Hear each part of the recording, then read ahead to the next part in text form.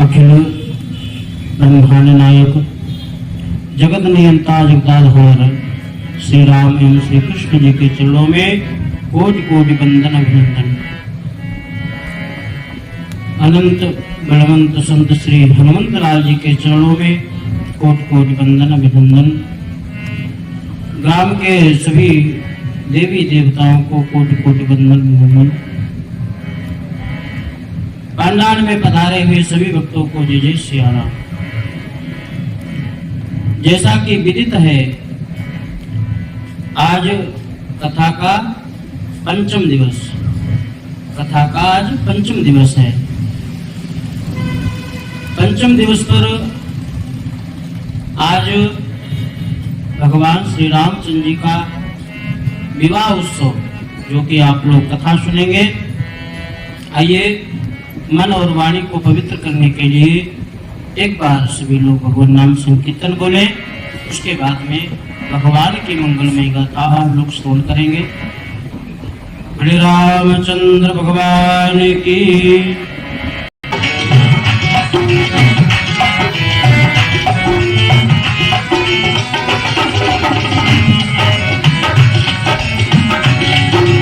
रघुपति राघव राजा राम पतित पावन सीताराम।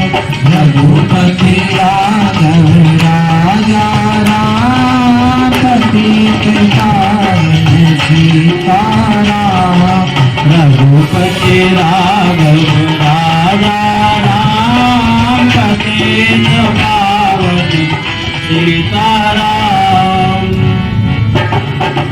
सीताराम सीताराम गजबन प्यारे राधे श्याम।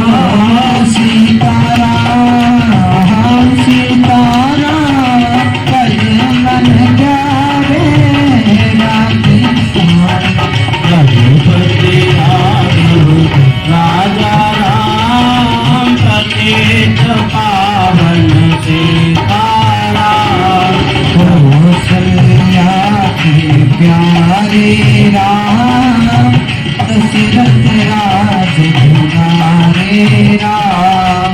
रघुपति राघव राजा राम पतित पावन सीताराम। रघुपति राघव राजा राम पतित पावन सीताराम।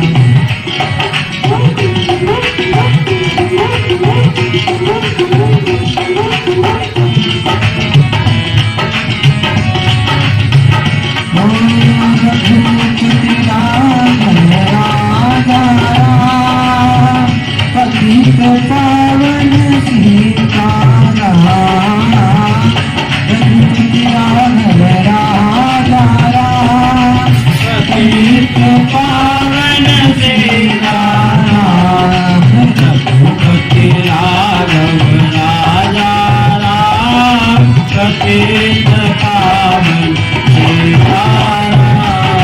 सीताराम सीताराम सीताराम। श्री रामचंद्र भगवान की जय हो। श्री श्री हनुमान जी महाराज की जय हो। श्री शंकर भगवान की जय हो। कल की कथा में आप लोगों ने सुना, बड़े ही हर्ष उल्लास के साथ में आप सभी ने भगवान श्री राम जी के प्राकट उत्सव पर भगवान की आरती की एवं बधाइयां गाए, बधाई गीत गाए। भगवान चतुर्भुज रूप में प्रकट हुए थे। माता कौशल्या जी ने देखा चतुर्भुज रूप में, प्रार्थना करने लगी, प्रार्थना करने लगी। भगवान राम जी ने कहा कि मैं आ गया हूं। माता कौशल्या ने कहा, आप तो गए हो, लेकिन आप तो चतुर्भुज रूप में हैं, 4 भुजाएं हैं आपकी, और बड़े से रूप में हो, बड़े रूप में।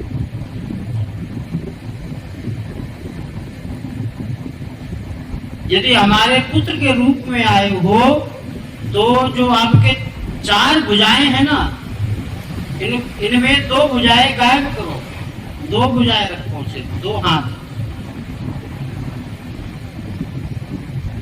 भगवान विष्णु ने कहा, ऐसा भी करना पड़ेगा क्या? माता कौशल्या ने कहा, बिल्कुल ऐसा करना पड़ेगा। 2 भुजाएं भगवान ने गायब की, 2 भुजाओं में रह गए। भगवान ने कहा, अब ठीक मां?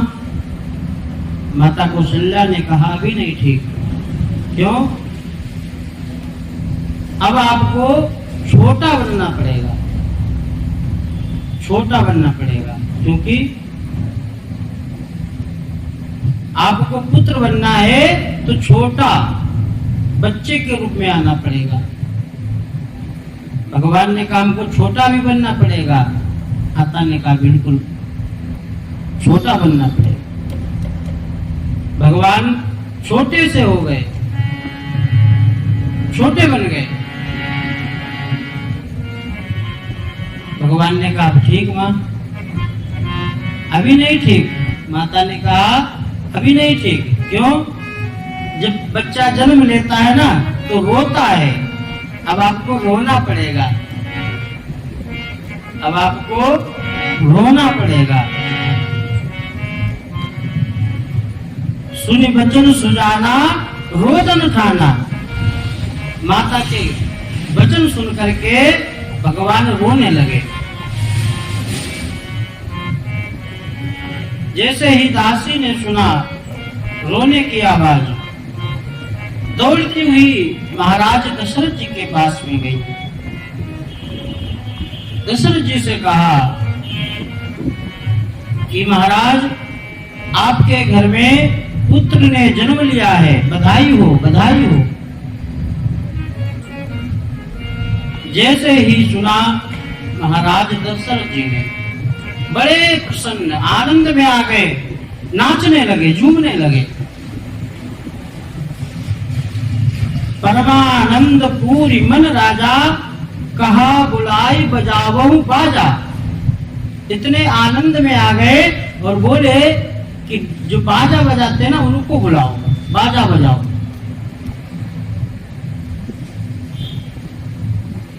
इधर बाजा बुलाने वालों को, बजाने वालों को बुलाया गया। महाराज दशरथ जी ने अपने गुरु वशिष्ठ जी को बुलवाया है। गुरु वशिष्ठ कहा गयऊ हकारा, गुरु वशिष्ठ जी को बुलाया है। गुरु वशिष्ठ अपने साथ में अनेक विप्रों को लाए, ब्राह्मणों को लाए। महाराज दशरथ जी ने सभी को दान दिया है। महाराज वशिष्ठ जी ने भगवान के दर्शन किए, भगवान राम जी के दर्शन किए। नंदी मुख श्राद्ध करी जात करम सब कीन, हाटक धेनु बसन मने नृप विप्रन कह देन। नंदी मुख श्राद्ध किया, उसके बाद में ब्राह्मणों को दान दिया है और नगर नगर में सभी अपने अयोध्या, पूरी अयोध्या को सजवाया है।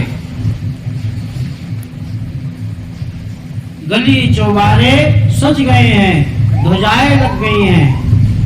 सभी अपने अपने घरों पर, घरों के सामने कलश रखे हुए हैं। देवताओं ने सुना, देवताओं ने देखा, देवता लोग आ गए हैं, आकाश से पुष्पों की वर्षा कर रहे हैं। भगवान के आगमन पर फूलों की बरसात कर रहे हैं, फूल गिरा रहे हैं ऊपर से। तब तक दूसरी दासी दौड़ती हुई आई, बधाई हो, बधाई हो।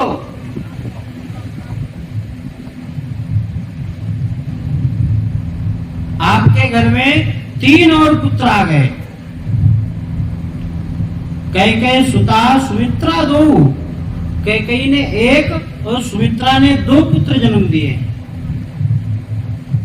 अब तो महाराज दशरथ जी इतना आनंद में आ गए, झूमने लगे, नाचने लगे।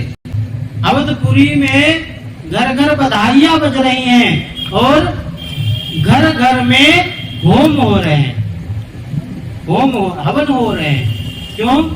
क्योंकि यज्ञ के द्वारा ही तो ये पुत्र मिले हैं। तो इसलिए सभी घर अपने अपने घरों में हवन कर रहे हैं। और हवन का जो धुआं उठता है ना, धुआं, उस धुआं से सारे अयोध्या में कालिमा छा गई। ऐसा लगता था कि रात होने लगी है।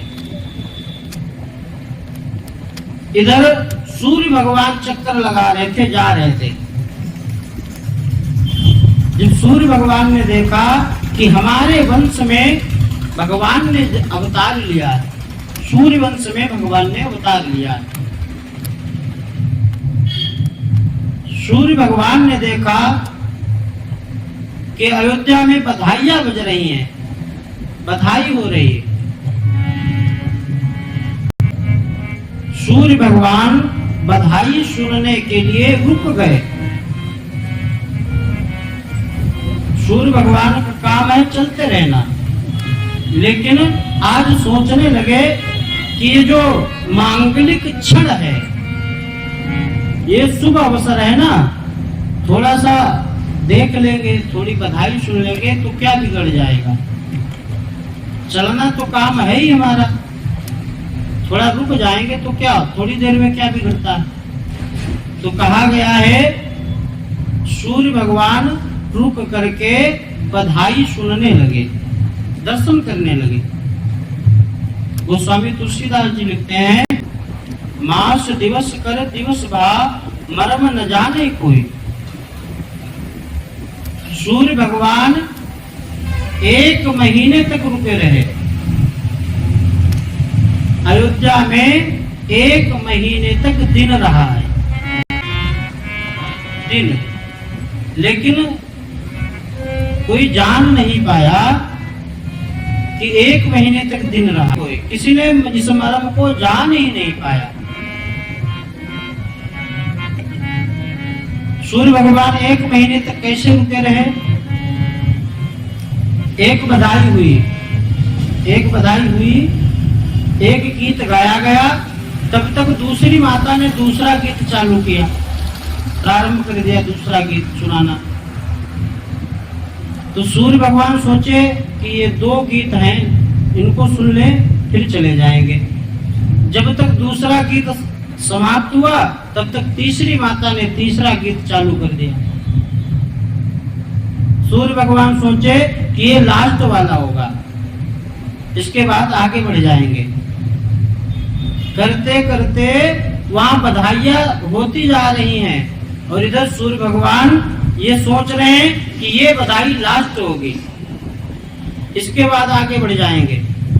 ना बधाइयां बंद हो रही हैं और ना ही सूर्य भगवान आगे को बढ़ रहे हैं।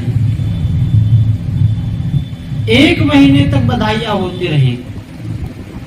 नगर वाले सोचते हैं, माताएं सोचती हैं कि जब रात हो तब हम बधाइयां बंद करें। भाई जब रात हो जाए तुम बधाई बंद करके चले जाएं। लेकिन न रात हो रही न बधाई बंद हो रही। इस प्रकार 1 महीने तक बधाइयां हुई हैं और 1 महीने तक सूर्य भगवान अयोध्या जी में बधाई एवं भगवान के दर्शन करते रहे।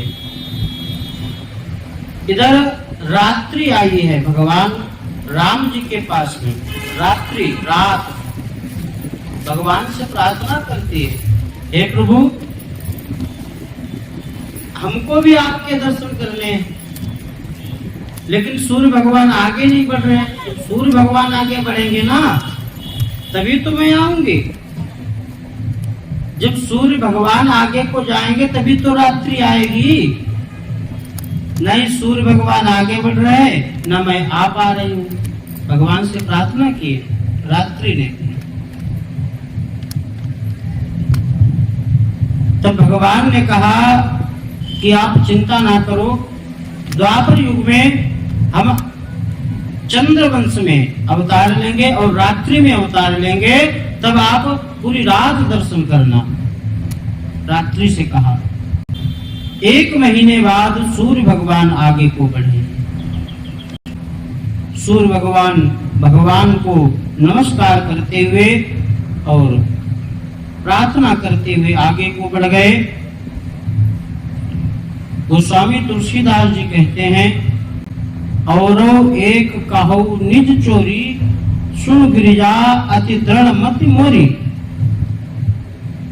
भगवान शंकर जी माता पार्वती जी को कथा सुना रहे हैं। देखिए रामचरितमानस में 4 वक्ता हैं। वक्ता समझते हो ना, कथा सुनाने वाले जैसे हम हैं। और 4 वक्ता। काशी में गोस्वामी तुलसीदास जी कथा सुना रहे हैं संतों को।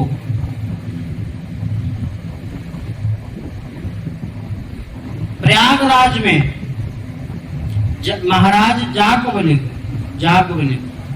भरद्वाज जी को कथा सुना रहे हैं। कैलाश पर्वत पर भगवान भोलेनाथ पार्वती जी को कथा सुना रहे हैं।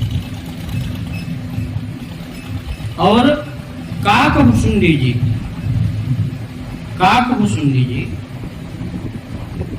गरुड़ भगवान को कथा सुना रहे हैं। इस प्रकार 4 कथाएं चल रही रामचरितमानस में, और 5वीं कथा मक्का सर में हम आपको सुना रहे हैं।